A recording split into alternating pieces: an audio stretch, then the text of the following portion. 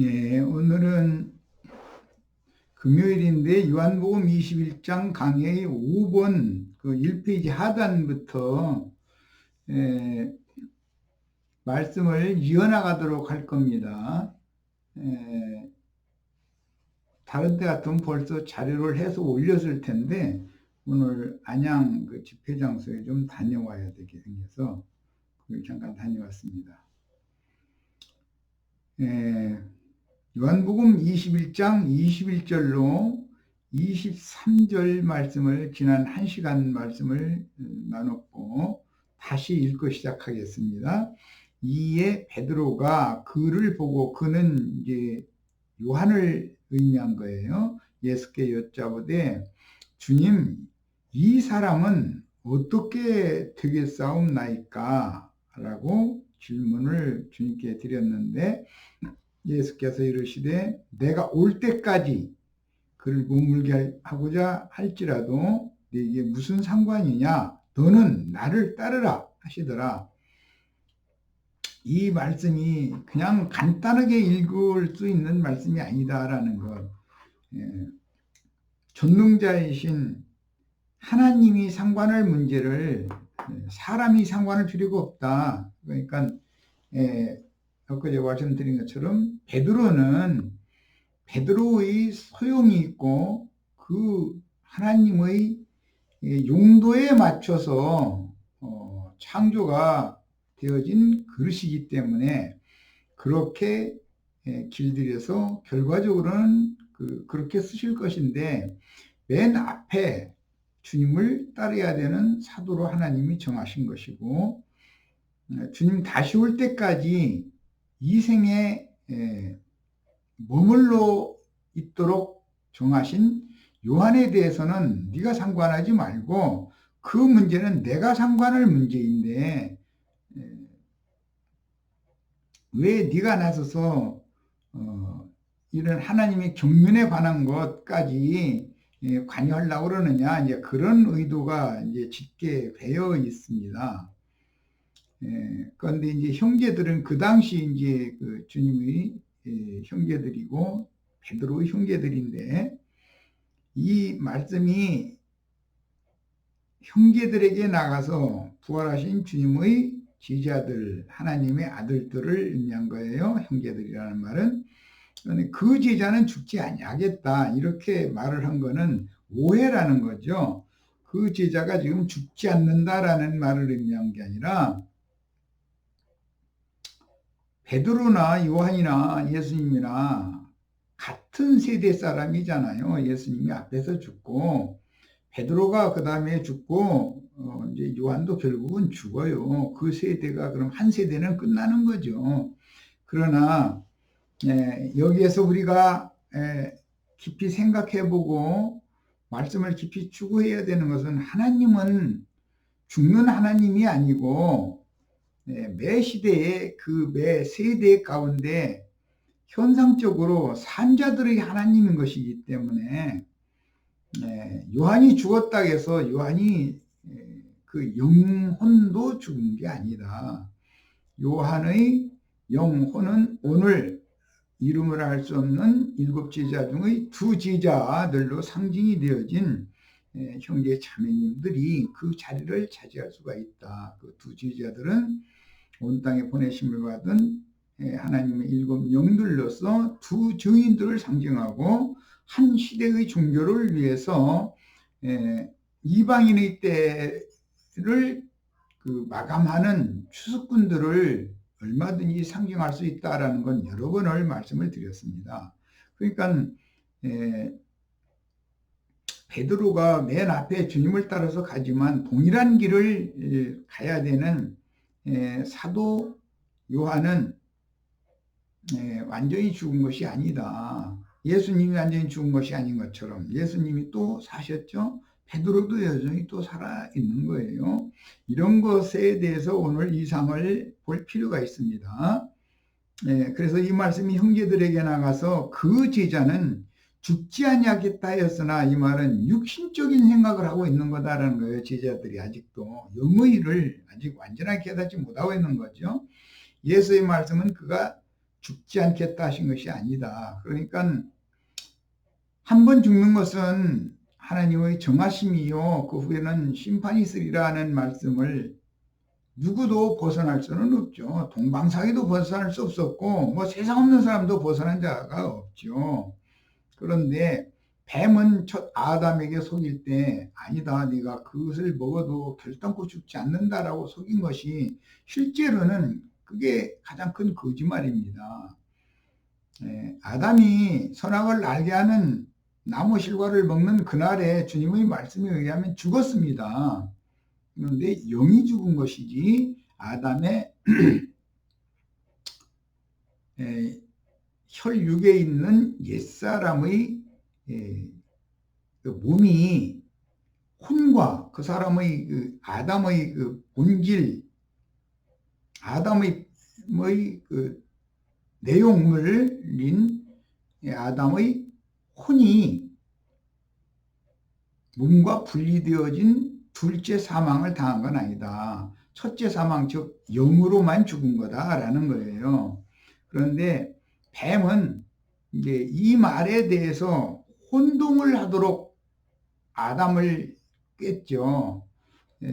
아담은 영적으로는 선악을 알게 하는 나무 실과를 따먹을 때 그날 죽었습니다. 말씀대로. 영적은 죽은 거죠. 그래서 아담 이후의 모든 사람들 혈과 육으로 태어나는 흙에서 난 사람이라는 것은 다 영적으로는 죽은 상태다. 죽은 상태로 태어난다라는 걸 알아야 되는데 사람은 자신은 이 생에 살아있는 것이 산 것이다 라고 생각하는 그런 관점이 있는데 이것은 성경을 크게 오해하는 문제인 거예요.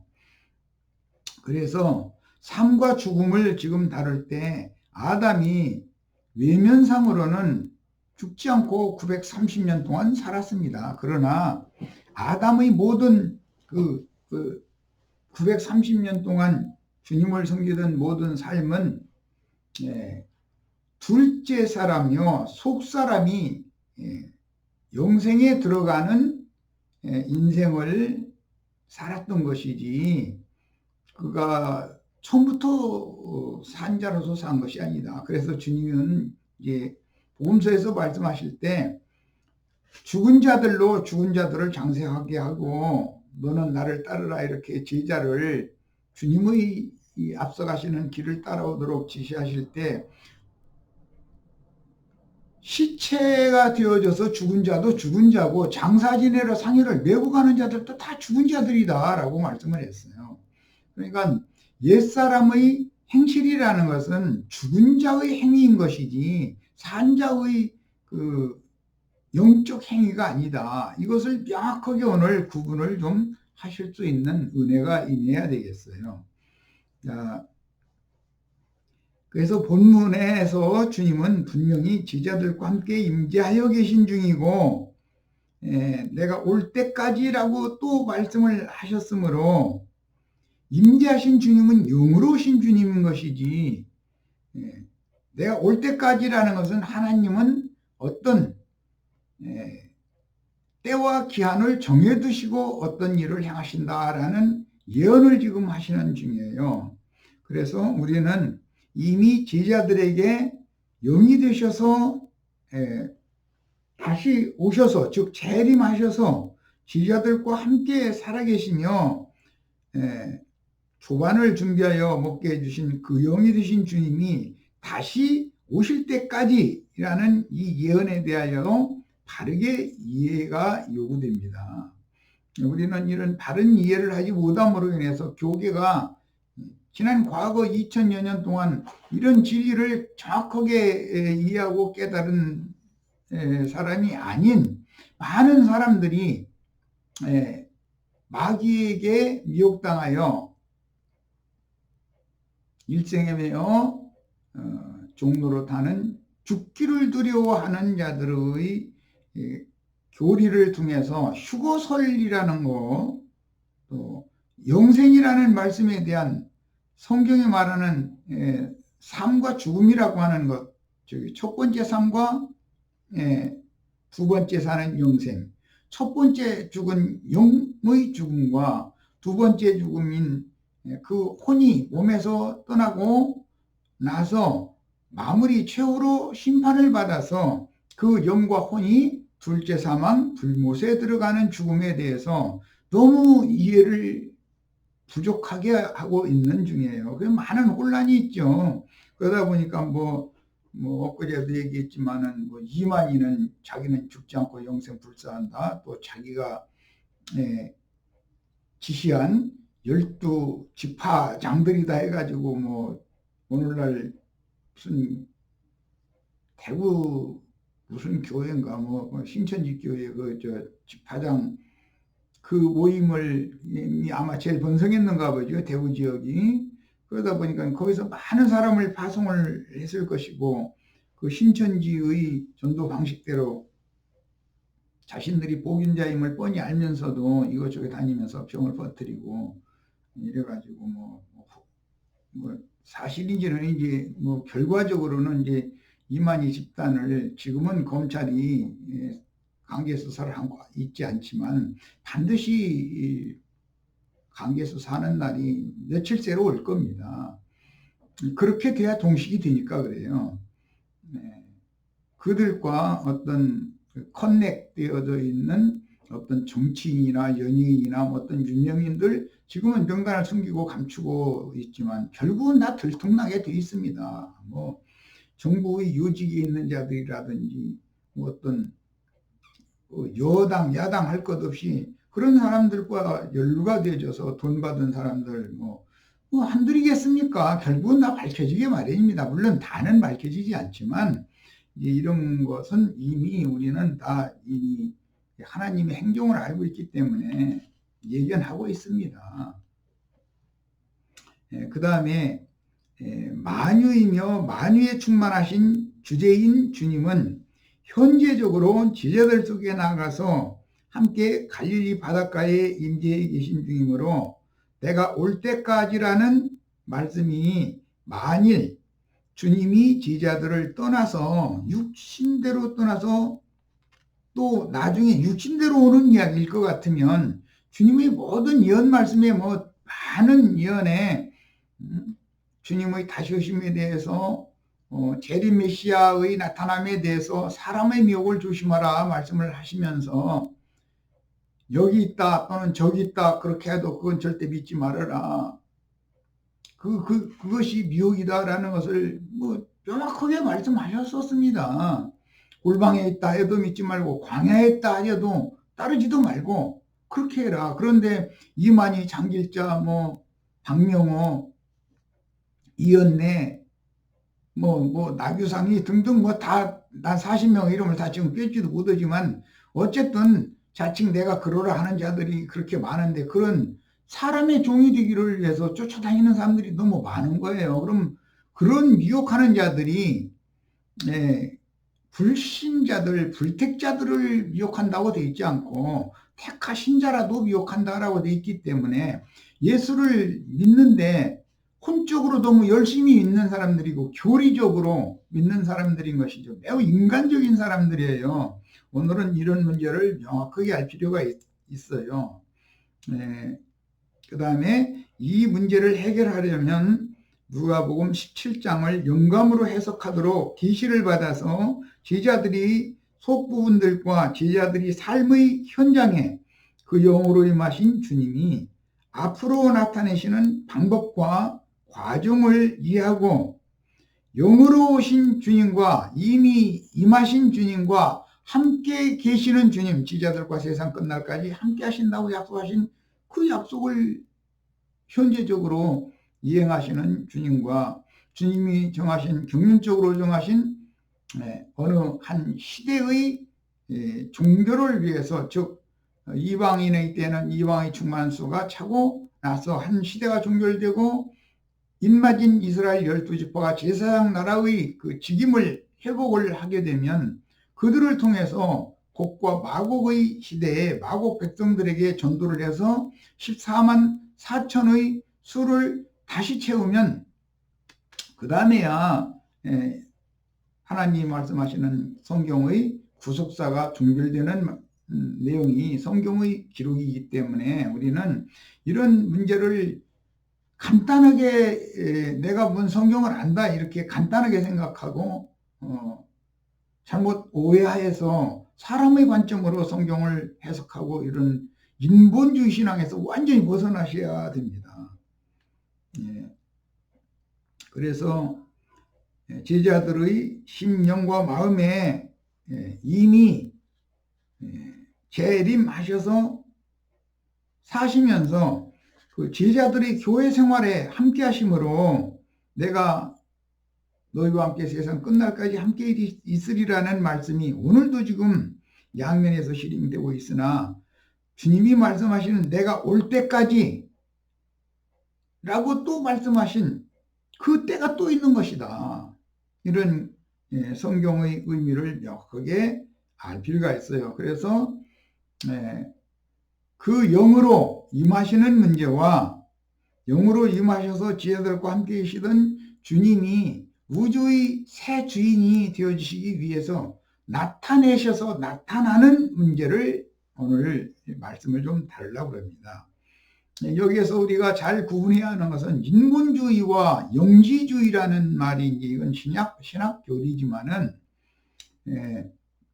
인본주의라는 것은 매사를 사람의 관점으로 우주 경영이나 또는 돌아가는 이치나 성경을 이해를 사람의 관점으로 이해하는 것이 사람 본위로 이해하는 것을 인본주의라고 그러죠. 인본주의의 정점이 영지주의고 그것을 우리들이 오늘날 자주 사용하는 용어로는 로마교로부터 시작된 소위 말하는 속생명파 개인신령주의죠. 이거는 마귀 걸작품인 것을 알아야 됩니다. 중세에 수도하던 수도승들을 자처하면서 어떤 성을 건축하고 그 성 안에서 전적으로 수도만 하는 그런 삶을 살았던 사람들 중에는 잘 아시는 추기경 중에 거세한 사람 이야기가 나오죠. 자기 성 안에 자기 하인으로 부리고 있던 수녀들 중에는 뭐 젊은 수녀들도 많이 있었을 거니까 자꾸 그 마음에서 끓어오르는 욕정과 그 다음에 인간적인 그런 죄악된 생각을 이길 방법이 없을까 하고 하나님 앞에 아주 몰두하던 그 로마교의 속생명파를 대표한다고 할 수 있는 추기경이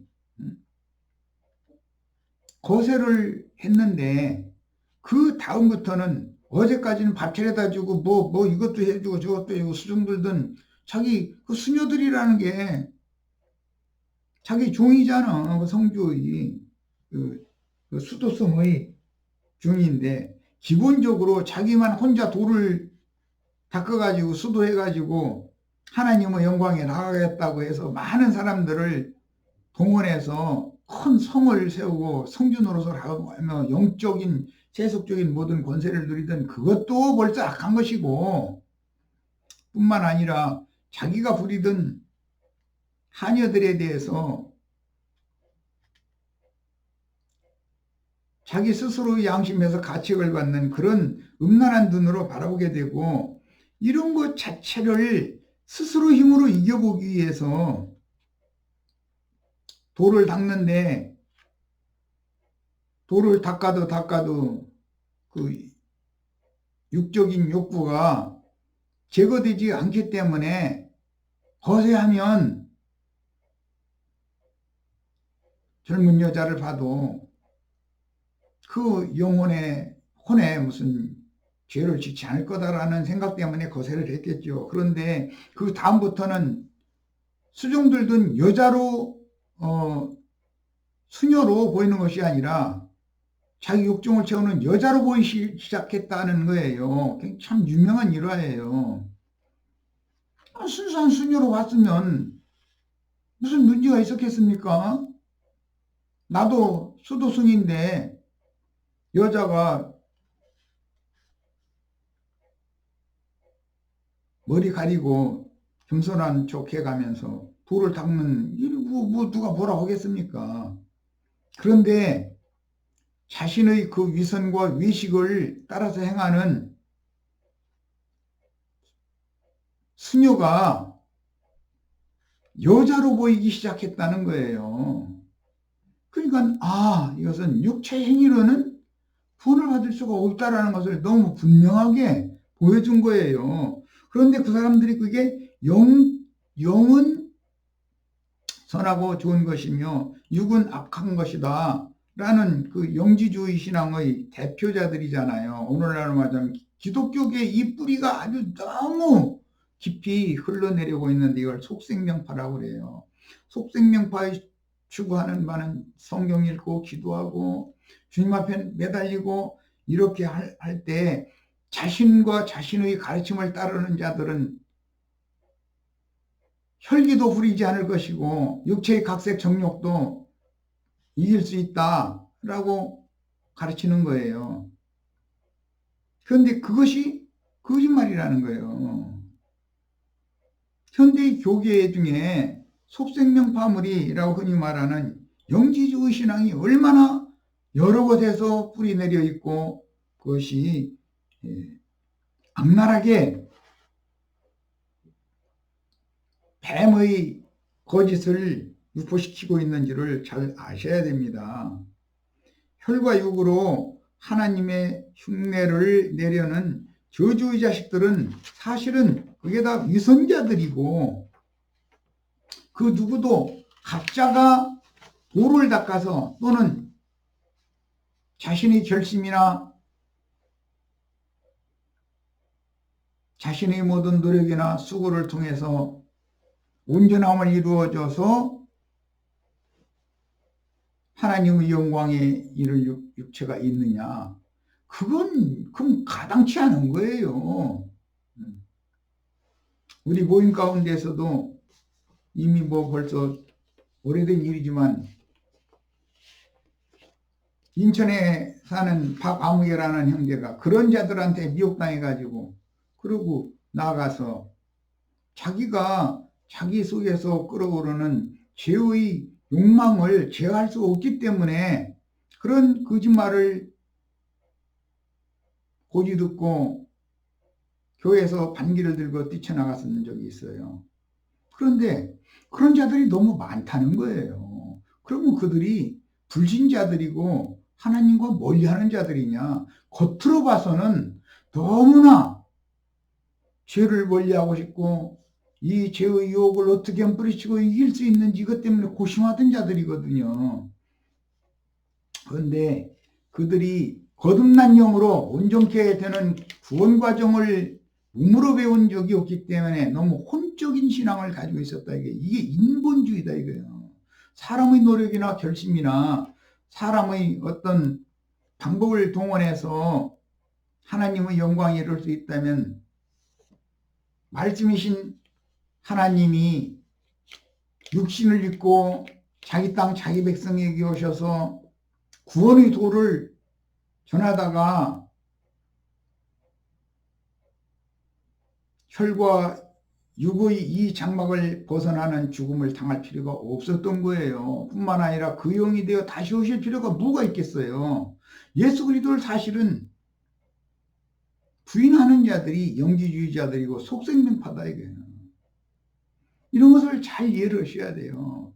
형제회 중에서도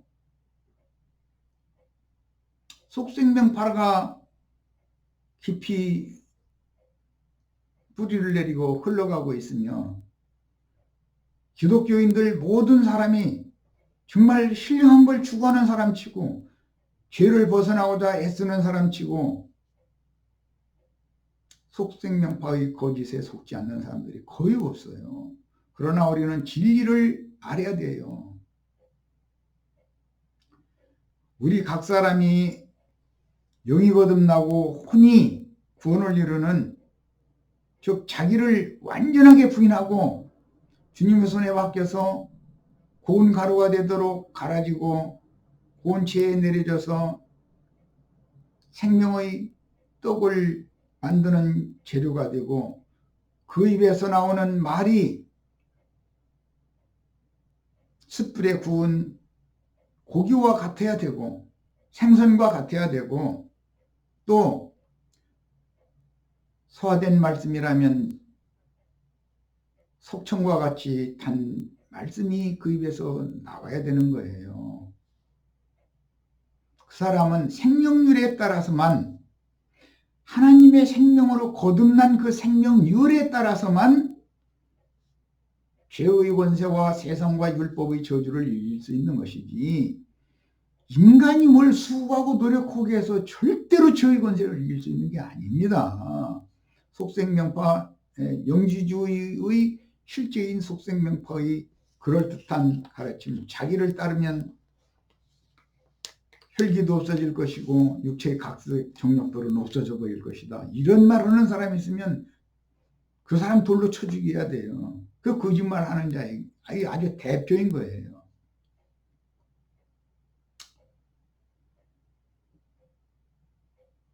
각자가 온전해져야 되는 이유는 하나님의 경륜을 이루어서 메시아의 왕국을 세우기 위한 것이고 지난 2시간 연거푸 말씀 나눈 것처럼 하나님은 당신의 왕국에서 유용한 그릇으로 쓰시려고 누구를 그렇게 지으셨고 그 그릇을 비우게 만들고 씻으시고 그 다음에 소지하고 수리된 그릇 속에 진리의 성령을 통해서 진리의 말씀을 불어넣어 주시고 참 빛을 발하게 하심으로 즉 영으로 깨달아서 마음에 진리가 믿어진 사람, 복음이 믿어진 사람은 하나님의 생명으로 났기 때문에 하나님의 아들이기 때문에 자연스럽게 그 생명이 자라면 혈육의 모든 욕구를 소멸시키고 영적으로 장성한 자가 되는 이후에는 죄와 세상과 율법의 저주를 자연스럽게 이기게 하는 것이지 이길 수 있는 것이지 사람이 무슨 돌을 닦아서 여전히 옛사람이면서 그가 무엇을 해가지고서 그렇게 된다고 하는 건 전부 거짓말이에요. 심지어 가끔 그 얘기 전하지만 깊은 산중에 들어가서 10년 동안 돌을 닦았는데 자기는 자신 있다고 지금 속세에 내려가서 전도하겠다고 내려오는 중인데 그 깊은 산중에 나물바구니든 처녀가 보이더라는 거예요. 여우나 뱀이 둔갑을 한 거죠. 처녀로. 그 깊은 산중에 무슨 처녀가 있었겠어요? 맑은 정신을 가진 사람의 눈에 그게 보였겠어요? 10년 동안 돌을 닦으면서 육정을 참고 하다가 자기는 다 된 줄로 착각하고 내려온 중인데 발동을 하는 거죠. 풀어지니까. 그러니까 헛것이 보인 거 아니겠어요? 그래서 10년 공부면 무슨 도로아미타불이라는 그런 말도 있잖아요. 그게 절대로 기독교나 불교나 무슨 도교나 라마교나 무슨 세상 종교의 방법으로 돌을 닦고 해도 옛사람은 옛사람이지 옛사람이 본성상의 그 옛사람의 기질과 타고난 혈기와 육체의 각색 정욕들이 없어지는 건 아니잖아요. 돌을 닦는다 해서 없어져요. 잠시 없는 것 같이 착각을 일으키게 만드는 거죠.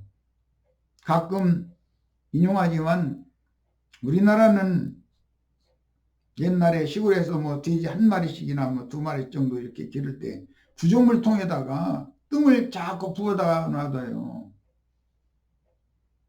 구조물 먹이려고 보면 맑은 물이 위에 떠 있어요. 그러면 어떻게 해요? 작대기 넣고서 휘 저어가지고 주잖아요. 사람이 다 그런 상태다 이거예요. 사람의 그릇이라는 것은 나는 멀쩡한 사람인 것처럼 어떤 생활 환경에 자극을 받지 않으면 맑은 물인 것처럼 보여요. 그러니까 그런 사람 치고 손가락을 항상 남한테 내미는 거예요. 저 사람은. 저는. 예, 내가 문제예요. 내 속에 위선, 외식, 거짓으로 점철되어 있고 영은 죽어 있고 마음은 부패한 사람이 바로 나다라고 생각을 하면 절대로 남에게 손을 내밀 수 없는 거예요.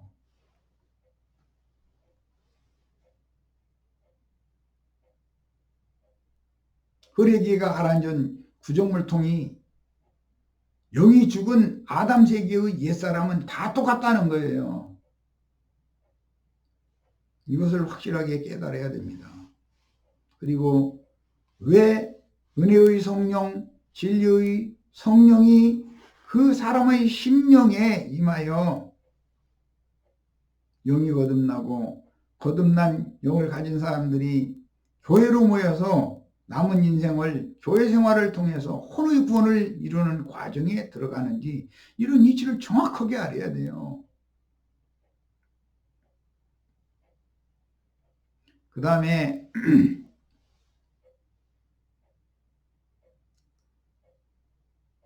세상 나라의 짐승들은 권세를 세상 신에게 용에게 받아가지고 함부로 휘둘러요. 대표적인 것이 강대상의 설교권이고 시리권이에요. 세상 나라의 정치적인 권세예요. 이 3권이라고 하는 것이 사람들을 깜빡 속인다는 거예요. 그 세상 나라에서 대인이라고 여기는 사람들에게 용이 준 그것을 자기도 받겠다고 그것이 큰 포부라고 세상은 다 그렇게 가르쳐요. 그러나 주님은 그것을 던져보라는 거예요. 그러면 뱀이 된다는 거잖아요. 아, 내가 마귀, 사탄이 사자 되는 걸 그게 큰 뜻이라고 품고 살았네. 오늘까지는 속았네. 이것을 오늘 이 시간에 꼭 깨달으셔야 되겠어요. 자, 이제 이 말씀을 이해를 돕기 위해서 인용한 누가복음 17장 20절에서 37절 사이를 읽어보겠습니다. 인간은 하나님의 필요에 따라서 필요대로 쓰시려는 그릇으로 창조됐다라는 걸 이미 말씀드렸고, 그 인간들의 속 그릇을 비우시고 소지하고 수리한 다음에 그 그릇에 합당한 그릇으로를 넣어서, 누구는 꽃으로 내가 비유를 여러 번 드리지만 민들레꽃으로, 누구는 제비꽃으로, 누구는 고베라꽃으로, 누구는 또 장미꽃도 될 수가 있고 또 다른 꽃도 될 수가 있겠죠. 여러 가지 꽃이 다 온 우주에서 이렇게 어우러지고 서로가 연락하고 상합하고 해서 화합이 되어져야만, 즉 연락하고 상합하여 그리스도의 몸인 교회로 세워져야만 메시아의 왕국을 세우는 일에 자기에게 주어진 분량과 자기의 은사에 따라서 자기에게 주어진, 자기가 처해진 상황에서 최선을 다해서 각자 자기 일을 하는 거예요. 이것이 세상 나라를 세우는데도 마찬가지고 주님의 나라에서도 꼭 필요한 문제다. 개인적으로 신령한 사람이 된다고요? 그런 말이 절대 고지 들으면 안 됩니다. 윤리 도덕적인 범죄를 연루되지 않을 수 있는 사람이 된다고 가르치는 거, 그렇지 않습니다. 사람이 노력해서 그렇게 될 것 같으면 예수가 오셔서 죽을 필요가 없어요. 그렇게 되려고 노력해라, 이러고 끝나는 거죠. 복음을 명확하게 구분을 잘 하셔서 인본주의와 신본주의라고 하는 말이 작은 말이 아니다라고 하는 것을 이 시간 다 깨닫기를 바랍니다. 누가복음 17장 20절로 37절 인용합니다. 바리새인들이 하나님의 나라가 어느 때에 임하나이까? 바리새인들의 질문이에요. 그들도 하나님의 왕국을 기다렸어요. 왕국이 임할 때가 언젠지에 대해서 궁금했기 때문에 예수님께 바리새인들이 와서 물었던 거예요. 예수께서 대답하여 이르시되, 중요한 얘기니까 자세히 들어보세요. 하나님의 나라, 하나님의 왕국은 볼 수 있게 임하는 것이 아니다. 첫 번째 말씀이 이겁니다. 그들은 하나님의 나라가 인간의 육신의 눈으로 보여지는 그런 다윗 왕국과 같은 메시아의 왕국을 추구하고 고대하고 사모하고 있었던 거예요. 그러나 주님의 답변은 전혀, 하나님은 영이시고 하나님의 나라라는 건 영적인 나라, 영의 나라이기 때문에 육의 눈으로 하나님의 나라가 임하는 광경을 볼 수가 없다는 거예요. 니고데모 유명한 대화가 있죠. 거듭나는 얘기를 할 때. 바람이 의로울 때 어디로서 와서 어디로 가는지 너희는 그것을 안다, 알지 못한다. 알지 못할 거다 그랬어요.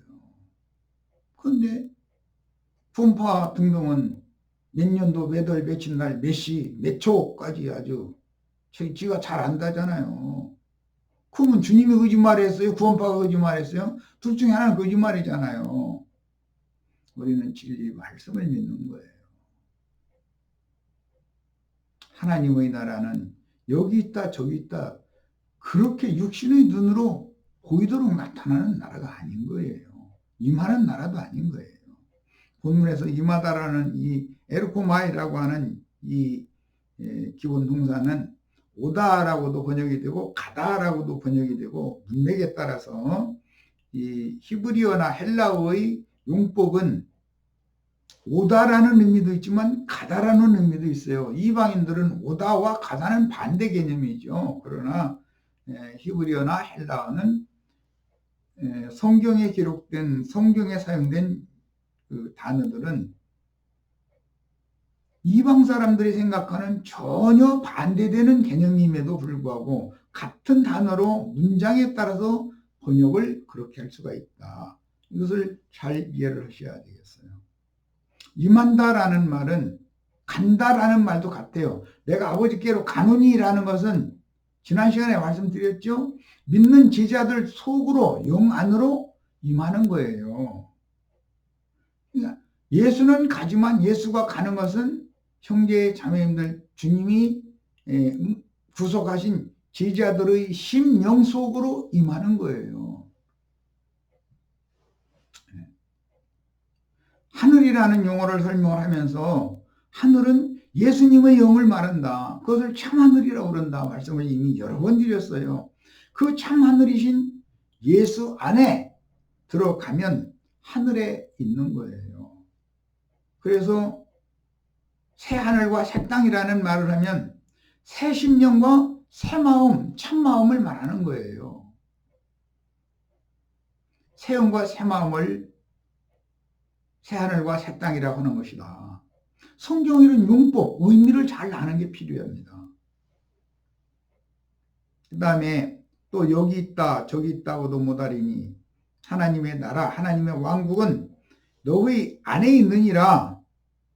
이렇게 우리 번역에는 아니라고 번역을 했는데 너희 가운데, 너희 중에 라는 뜻이에요. 이 n는 물론 아니라는 단어입니다. 토스, 엔토스죠. 이 용어는 안, 소이라는 그런 의미도 있어요.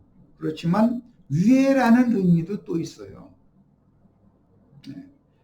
그래서 전치사 속격과 함께 쓰이는 이 용어가 신약에서 마태복음 23장 26절과 본문 누가복음 17장 21절에서 2회 사용이 되었는데 이것을 정확하게 해석을 하면 너희들과 함께 라는 뜻이며 인자 예수와 함께 있는 그곳에, 주님이 계신 그곳에 하나님의 왕국이 현재적으로 지금 임해 있는 거예요.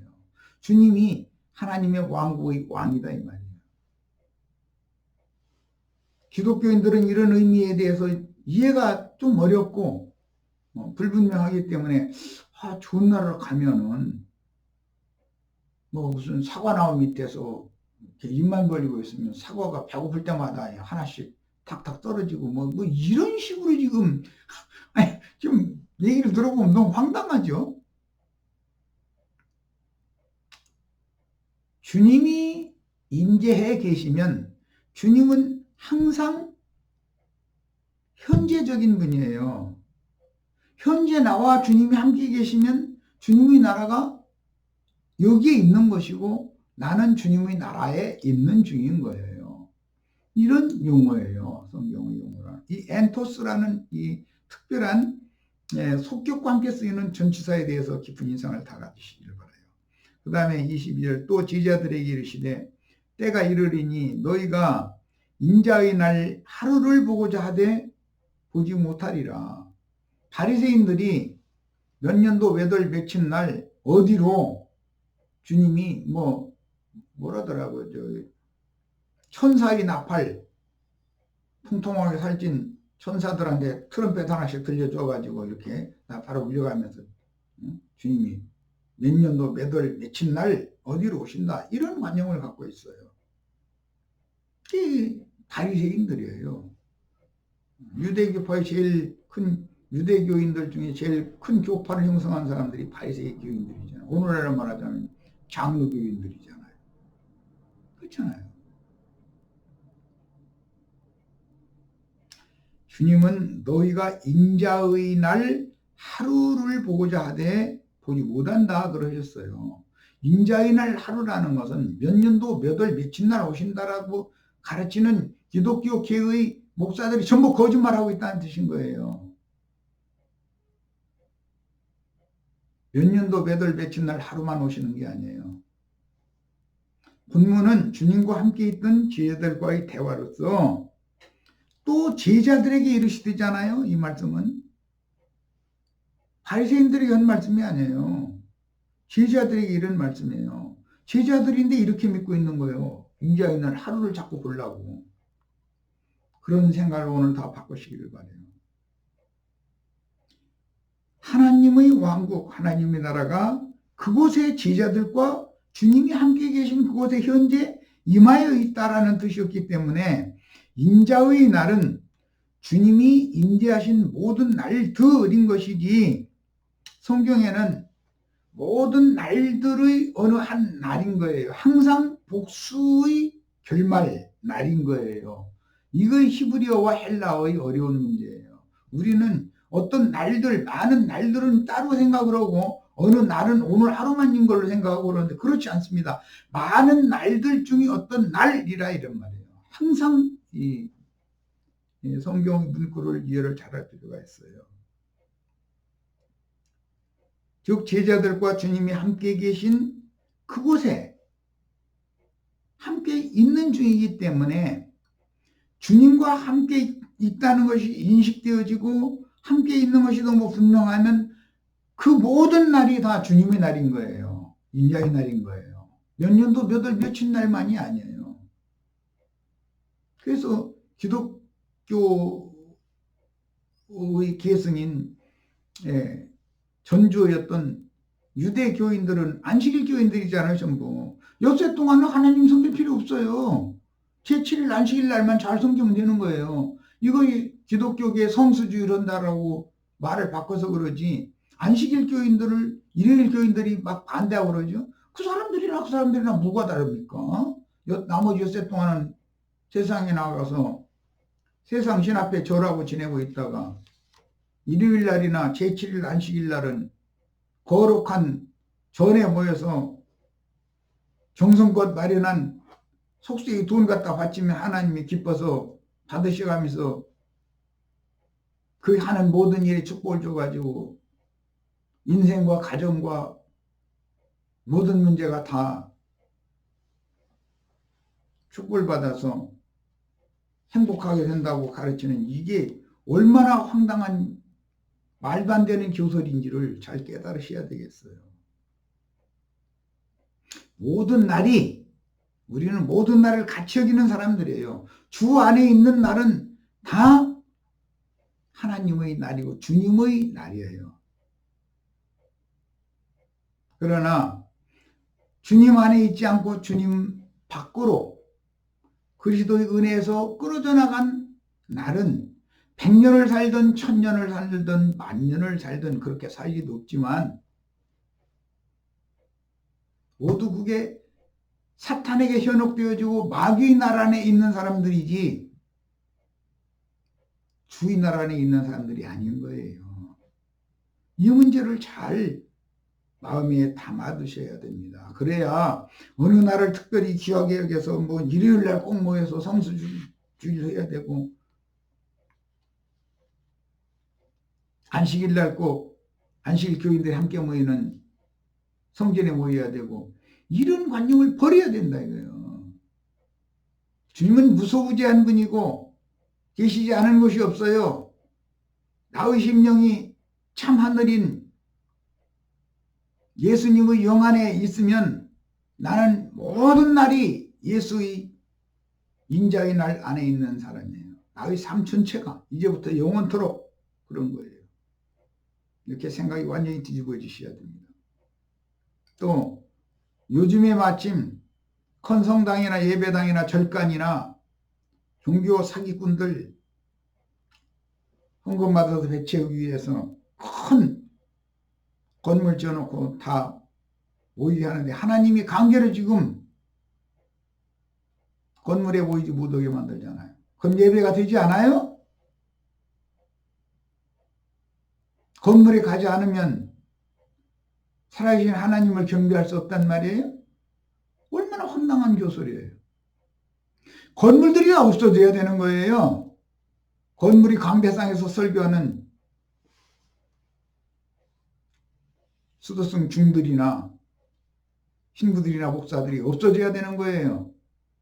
우리가 지금 예배 못하고 있어요? 밥 먹는, 내가 늘 그 얘기하죠. 먹는 것도 예배다. 마시는 것도 예배다. 심지어 배설하는 것도 예배다. 사람 속에 모든 부정하고 더러운 것들을 가득 채워놓고서 배설하지 못하면 독이 차서 죽는단 말이에요. 쉽게 이해시키느라고. 그래서 성경 읽고 기도할 때 배설하는 화장실에 가서도 얼마든지 할 수 있고 경배할 수 있다. 설거지하면서는 왜 경배 못하냐? 왜 꼭 성당이나 예배당에 모여서 절간에 모여서 종교의식을 행해야만 예배가 됩니까? 그 말이 되는 소리예요? 주님은 무소부재하신 분이에요. 나의 심령이 예수의 영 안에 있으면 참 하늘이 앉혀진 것이고 예수의 마음과 나의 마음이 연합되어져 있으면 나는 참 마음 안에 있는 거, 새 땅에 있는 거예요. 이런 것이 명확해지셔야 되겠어요. 참 이런 얘기를 한다는 것이 하루아침에 이게 생각이 바꿔지기는 어려운 문제지만 자꾸 듣고 자꾸 반복하다 보면 주님께서 바리새인들에게 하신 말씀과 또 제자들에게 하신 말씀인 누가복음 17장만 이해를 하면 요한복음 21장 21절로 23절의 말씀이 쉽게 해석이 되어질 거라고 믿습니다. 첫 시간은 시간이 많이 지났는데 여기까지서 마칩니다.